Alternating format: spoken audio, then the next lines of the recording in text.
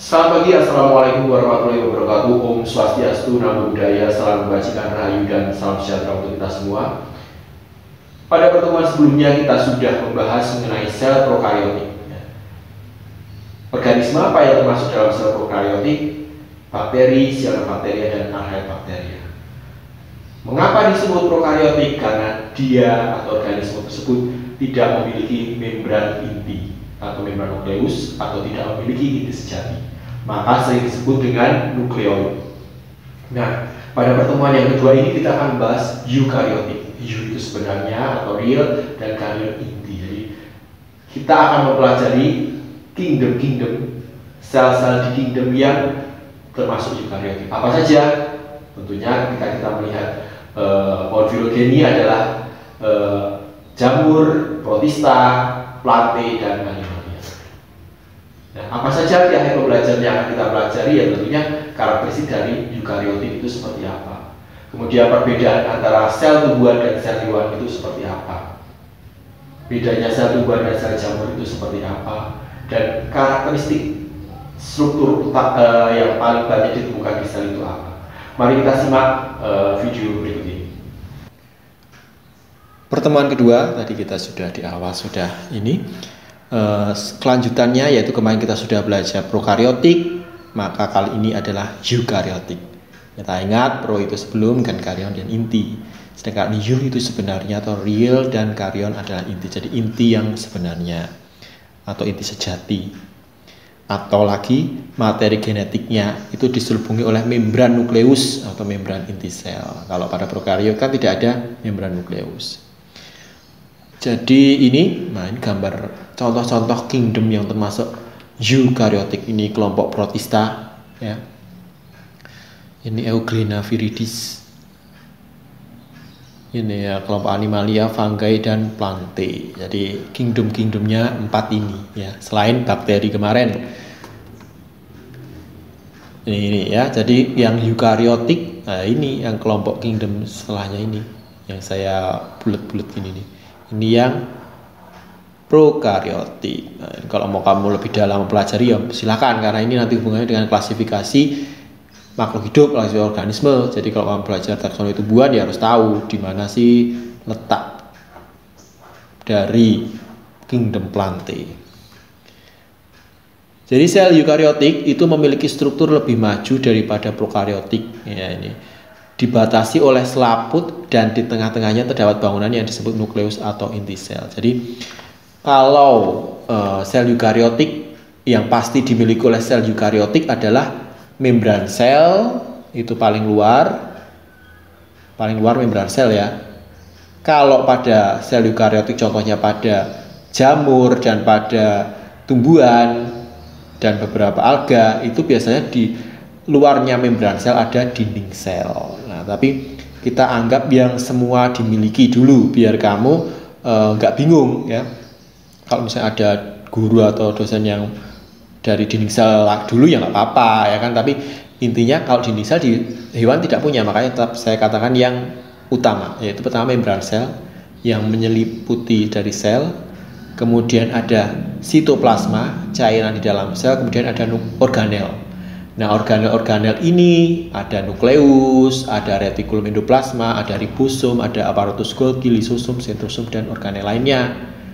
Nah, tiap sel hewan dan tumbuhan itu berbeda. Ada yang tidak memiliki kloroplas dan sebagainya, nanti kita bahas. Kemudian ada sitoskeleton. Sitoskeleton itu rangka di dalam sel. Jadi sel itu ada rangkanya juga. Jadi jangan kita pikir bahwa organel-organel itu berenang-renang di dalam sel, tapi ada rangka yang membuat si organel-organel itu tetap pada posisinya. Nah, jadi ada yang menyebut bahwa nukleus itu bukan organel, jadi diomongin membran sel, sitoplasma, nukleus atau inti sel dan organel. Nah, gitu. Tapi kalau saya berpendapat bahwa dia adalah organel, tapi terserah referensi yang mau dipakai yang mana. Nah, ini ada sel. Kenapa sih Pak Fajar selalu langsung strukturnya? Kamu biar baca dulu, ya kan?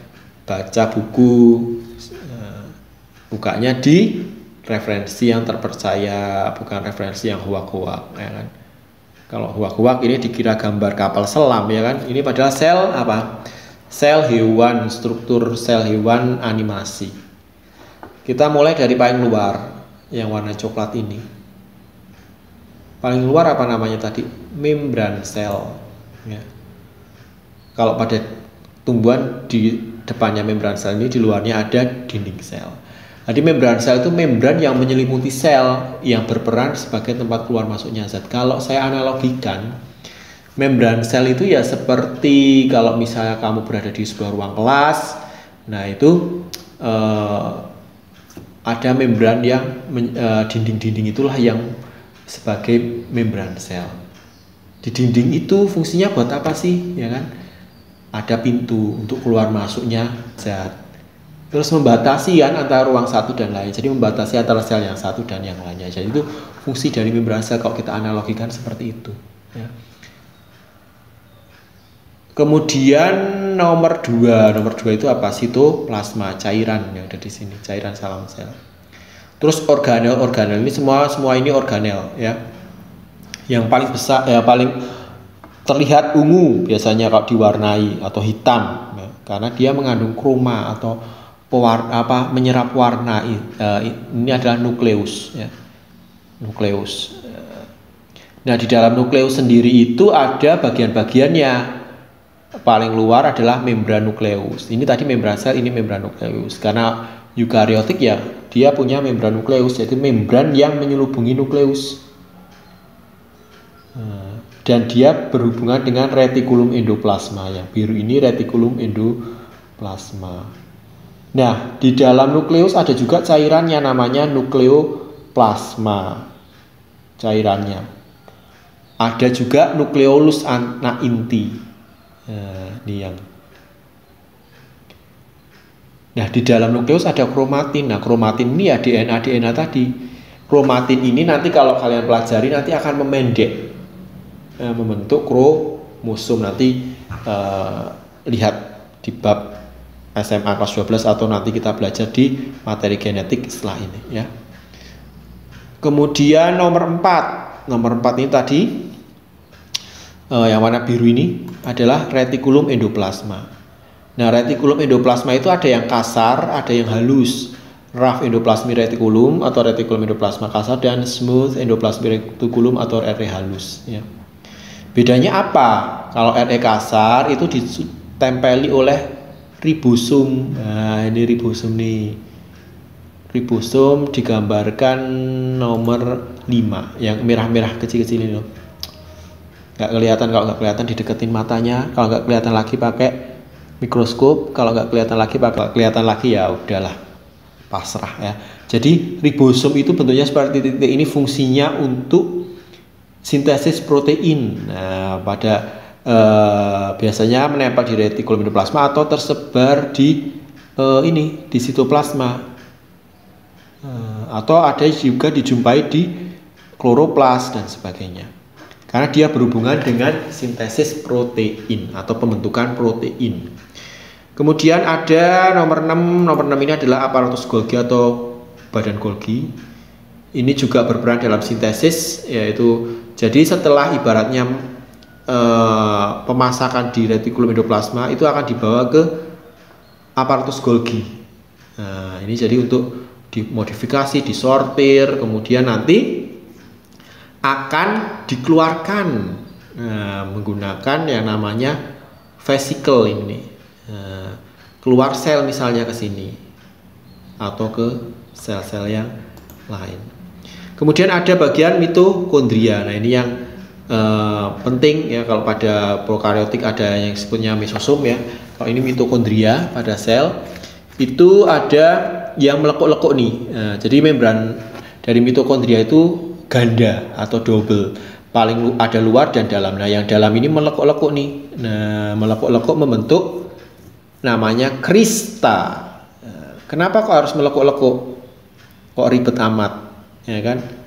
Hidup udah ribet, kenapa melekuk-lekuk ya? Supaya untuk memperbesar luas permukaan. Nah, kalau melekuk-lekuk begini kan jadi lebih luas kan permukaannya untuk melakukan pembentukan energi. Nah, makanya inilah mungkin diibaratkan seperti dapur ya, dapur dari mitokondria, dapur dari selnya itu ya. Jadi dia fungsinya untuk pembentukan ATP atau disebut dengan respirasi sel. Jadi istilah respirasi yang sebenarnya itu ya di sini pemanfaatan oksigen untuk pembentukan ATP. Nah, kalau diibaratkan ya kalau di dalam kelas ya organel-organel ini adalah siswa dan guru ya. Kalau nukleus ini biasanya fungsinya untuk mengatur seluruh kegiatan sel karena di dalamnya ada materi genetik ya kan, mengontrol kehidupan sel.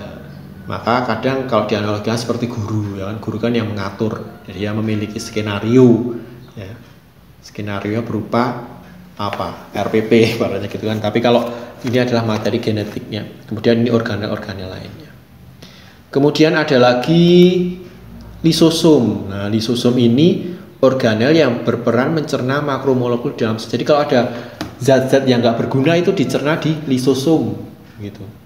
Atau bagian-bagian yang rusak itu dicerna di lisosom. Kemudian ada lagi peroksisom. Nah, ini kalau pada sel hewan namanya peroksisom. Ini fungsinya untuk memproduksi hidrogen peroksida untuk metabolisme yang mengubah menjadi air. Nah, jadi ini peroksisom juga fungsinya untuk metabolisme juga di dalam sel. Kemudian ada mikrofili. Nah, ini mikrofili ini beberapa sel punya mikrofili untuk memperluas permukaan sel. Biasanya kalau kita temukan mikrofili itu di sel manusia di duodenum yang kamu dulu sebut jonjot-jonjot usus itu, yaitu fili-fili ya, jonjot-jonjot usus. Kemudian ada sitoskeleton. Nah, sitoskeleton itu rangka yang membuat si organel-organel itu berada tetap pada posisinya. Ada mikrofilamen, filamen intermediate, mikrotubul. Kemudian sentrosom. Nah, inilah yang membedakan sel hewan dan tumbuhan. Dia punya sentrosom. Sentrosom ini fungsinya untuk pembelahan sel nanti. Untuk pembelahan sel. Kemudian ada flagellum, beberapa punya flagellum atau contohnya apa? Contoh flagellum ya pada sperma misalnya itu kan ada flagellumnya. Nah, ini struktur dari sel hewan. Kita mungkin kamu bisa pelajari lagi, ditutup. Kemudian ini apa paling luar tadi? Membran sel. Kemudian cairannya adalah sitoplasma.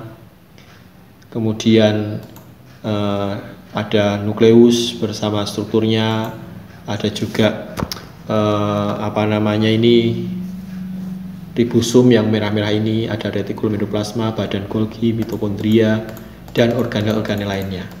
Nah, kalau pada sel tumbuhan, nah ini yang beda. Di bagian luar dari membran sel itu ada yang namanya dinding sel. Nah, ini dinding sel yang warna coklat ini.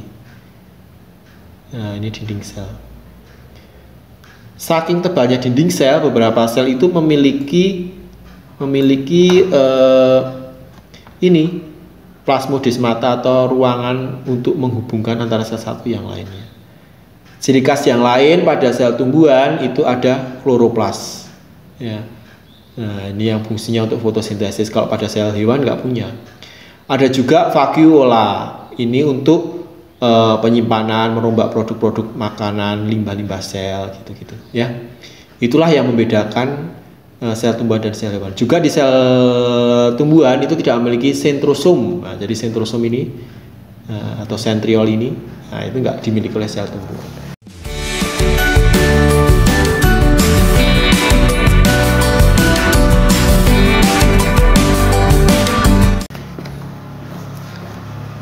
Jadi kalau mau dibaca lebih rinci ya, lebih kita bahas. Jadi membran sel itu disebut juga plasma membran.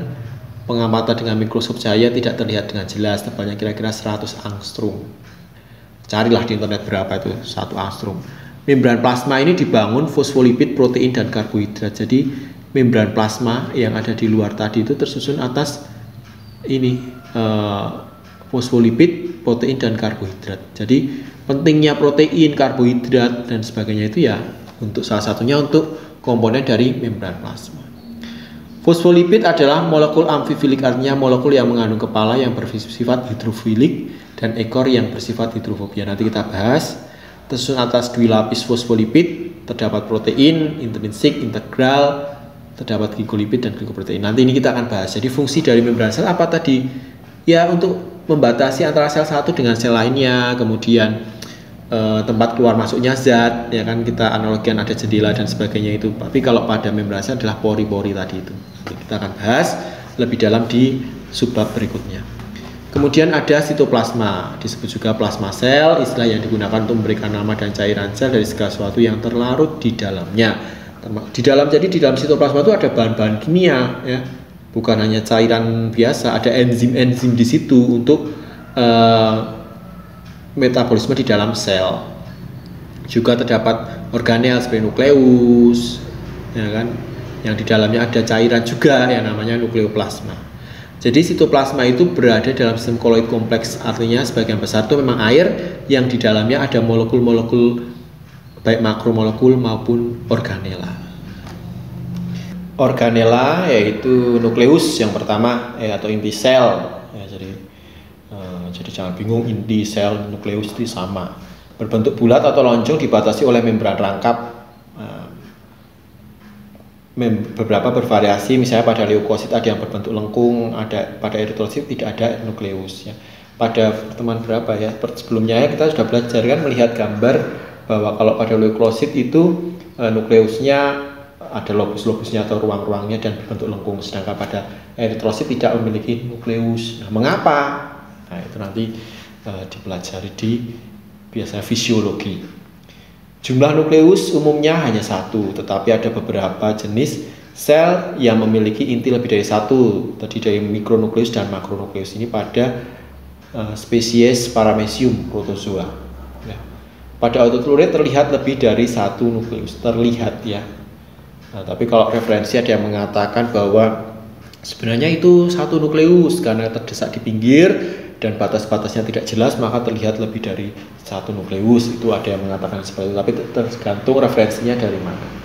Bagian dari nukleus adalah membran nukleus, ya, yang paling luar, kemudian nukleoplasma cairannya dan nukleolus, dan benang-benang kromatin. Kemarin kita lihat lagi ya biar ini. Jadi paling luar ada membran nukleus, kemudian nukleoplasma, nukleolus, dan benang-benang kromatin. Kalau ini membran sel, ya, beda dengan membran nukleus. Dia juga ada pori-porinya. Jadi membran itu bukan seperti plastik yang tertutup membungkus, tapi dia masih ada pori-porinya, atau masih ada bagian yang bisa untuk keluar masuk zat. Membran nukleus rangkap 2 dan terdapat pori-pori. Kemudian organela berikutnya adalah retikulum endoplasma. Jadi retikulum endoplasma itu sistem membran, jadi bentuknya membran-membran berupa saluran-saluran dan tabung pipih. Jadi kalau dilihat di dalamnya itu ada lumen. Lumen itu semacam ruang-ruang. Membran yang menyusunnya hampir sama dengan membran sel, hanya lebih tipis bedanya dan tersusun atas lipoprotein. Re kasar mengandung ribosom, raf endoplasmic reticulum, dan retikulum endoplasma halus tidak mengandung ribosom. Kita lihat lagi gambarnya. Nah, jadi kalau yang ini ada ribosom merah-merah, ini adalah raf endoplasmic reticulum kasar, sedangkan yang ini halus. Begitu ya. Kemudian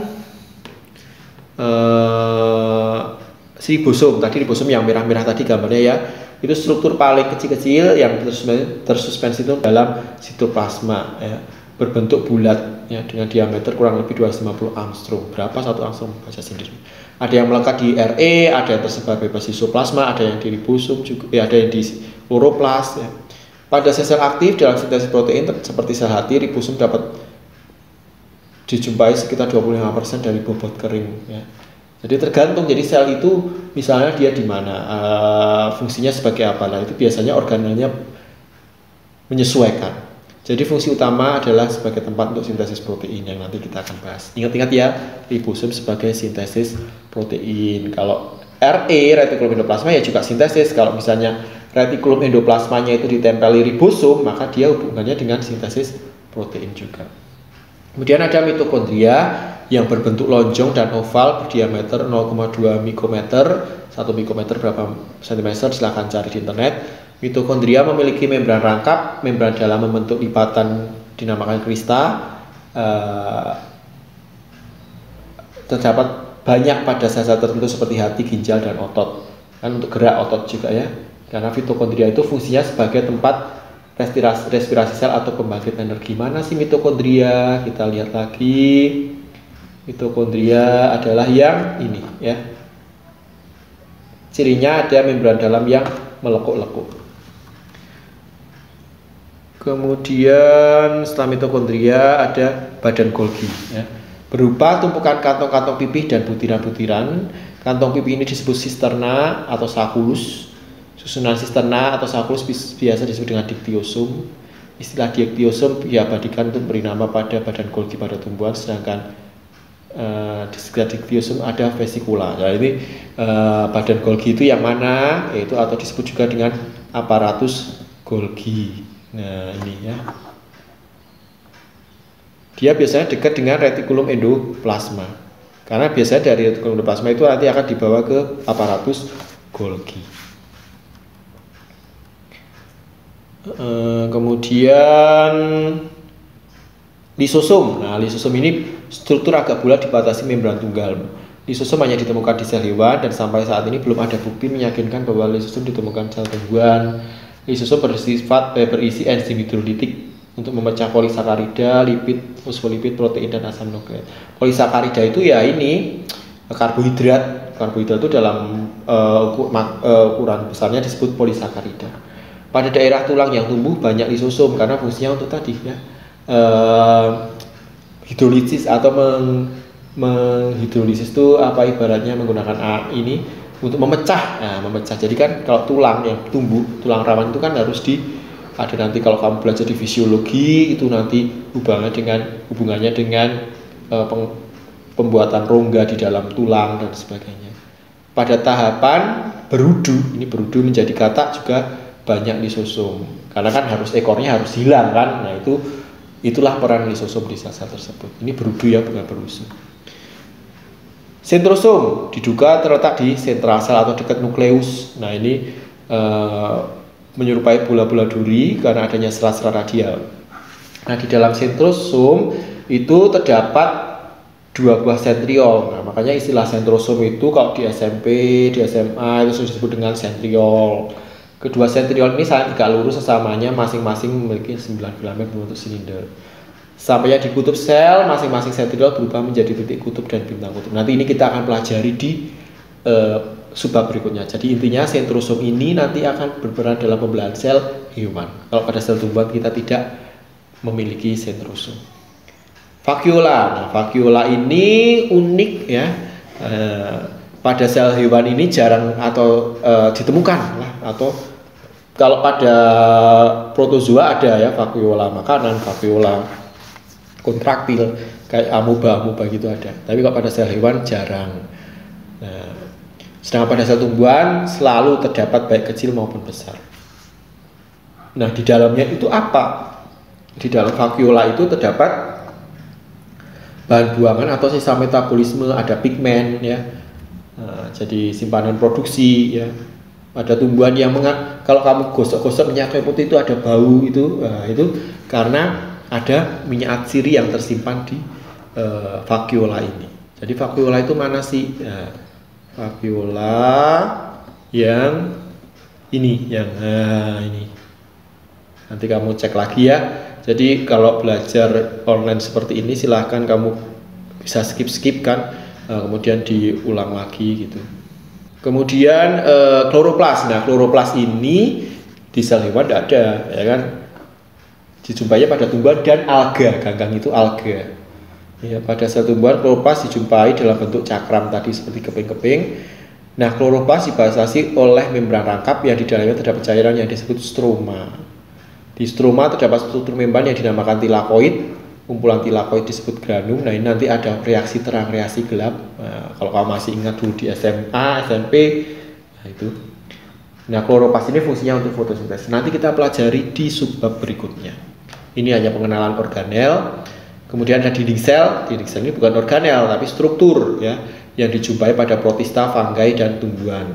Sel-selnya dikelilingi oleh dinding sel. Tersusun atas polisakarida. Pada fungi itu biasanya ternyata kitin. Itu. Kalau pada sel tumbuhan, selulosa, hemiselulosa, dan substansi pekat. Dinding sel juga dijumpai di prokariotik ya, pada bakteri, tapi tersusun dari peptidoglikan pada eubakteria. Ada organel lain atau plastida, ini biasanya ada leukoplas ya, ada kloroplas sendiri. Kloroplas itu termasuk dalam plastida sebenarnya ya. Jadi contoh-contoh plastida. Ini saya tulis organel lain. Nah, untuk mempermudah, ini ada video, silahkan disimak sebagai ringkasan dari sel eukariotik.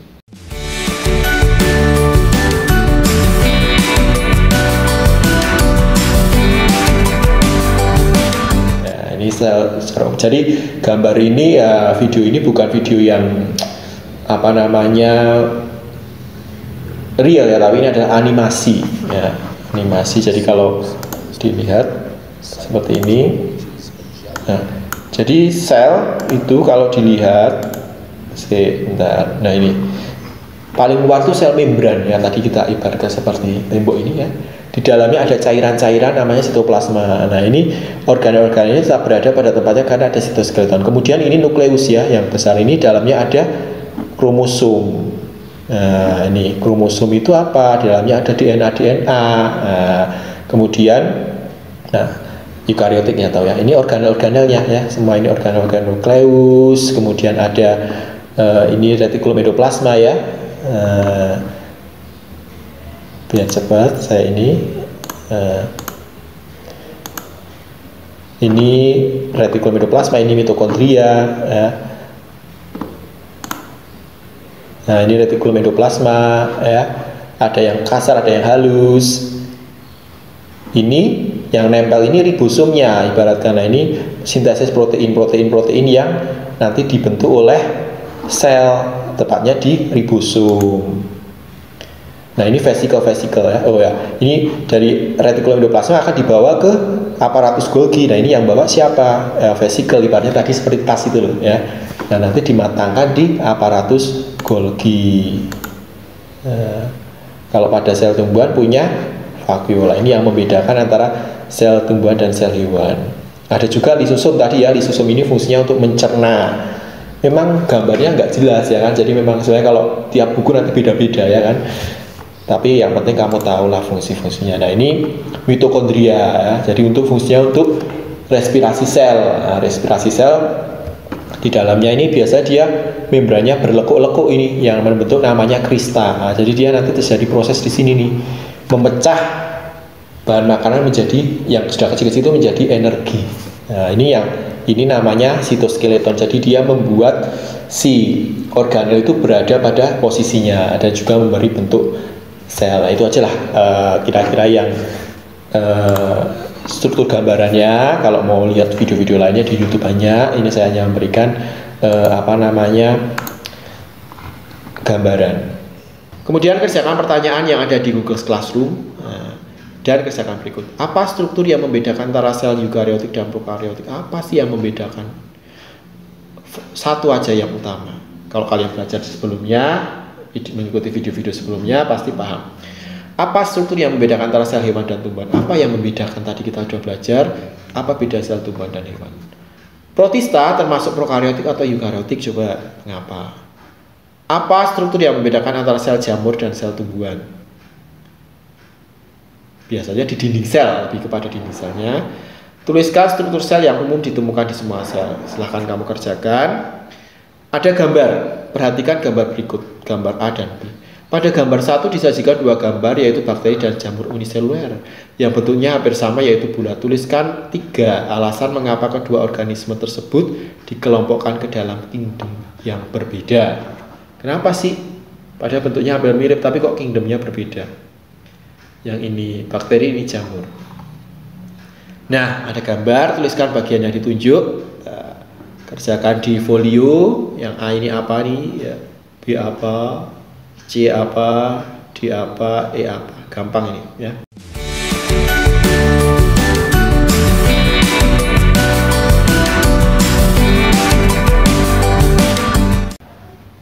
Nah, itu tadi pembelajaran kita mengenai sel eukariotik. Kita sudah memahami bahwa sel eukariotik itu ada sel yang memiliki membran nukleus di di intinya. Jadi materi genetik diselubungi oleh membran nukleus atau membran inti. Apa saja organisme yang termasuk dalam eukariotik? Protista seperti alga, protozoa, amoeba, jamur, plantae, tumbuhan, dan hewan, termasuk manusia. Nah, struktur selnya apa saja yang bisa ditemui di semua sel eukariotik? Ya, meskipun setiap sel-sel itu berbeda-beda struktur khususnya. Tentunya yang paling bisa kita temui adalah membran sel, sitoplasma, dan organel-organel. Pada tumbuhan, kemudian pada jamur dan beberapa alga memiliki dinding sel di luar dari membran sel. Jadi sebelum membran sel itu ada dinding sel. Kemudian organel-organel yang pastinya ada adalah nukleus atau inti sel. Nah, itu saja pembelajaran kita mengenai sel eukariotik. Semoga bermanfaat. Silahkan apa yang kita pelajari ini semoga bisa meresap di dalam hati. Terima kasih, selamat siang.